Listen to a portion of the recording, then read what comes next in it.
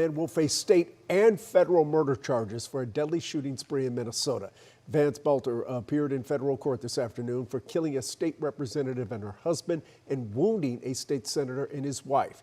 The investigation into Saturday's shooting is far from over, and Dia Wall's here to bring us up to speed. Well, Chris, today we did get a timeline of what police say Vance Boelter did in the days leading up to this weekend's violent shooting spree and how he allegedly spent those hours targeting Minnesota lawmakers. Federal officials say days before these attacks, Boelter staked out the victims' homes and took notes. Law enforcement believes his first stop early Saturday morning was Minnesota State Senator John Hoffman's home. I've seen the footage from that camera, and it is chilling. Boelter knocked on Senator Hoffman's front door and repeatedly shouted, "This is the police, open the door." When Senator Hoffman attempted to push Boelter out and stop him from entering his home, Boelter shot him repeatedly.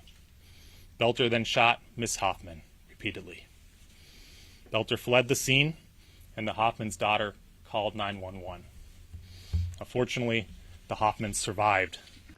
After this shooting, federal officials allege Boelter rang the doorbell of another Minnesota state representative at 2:24 a.m. These are the images captured from that moment. That lawmaker wasn't home, but at 2:36 a.m., Boelter's car was captured outside of another politician's home. After a brief encounter with police, he left. And then at 3:30 a.m. Saturday, Boelter arrived at Minnesota State Representative Melissa Hortman's home. Police arrived and say he began firing, rushing into the home through the front door, where federal officials believe he murdered Representative Hortman and her husband, Mark. The video of his arrival and shooting of Senator Hoffman is truly chilling. Again, it's no exaggeration to say this is the stuff of nightmares. They later searched Boelter's car, where they found 5 more firearms, including assault-style rifles and a large quantity of ammunition.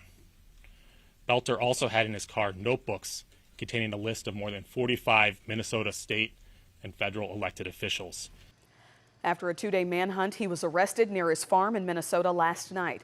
Vance Boelter is facing a slew of charges, including stalking, firearms violations, and first-degree murder. Now, Chris, if convicted, Boelter could face the death penalty, even though Minnesota abolished it in 1911. But that's due to federal murder charges now being filed in the killing of Mark and Melissa Hortman. Gotcha. So facing charges on 2 different levels. All right. Absolutely. Thank you, Dia.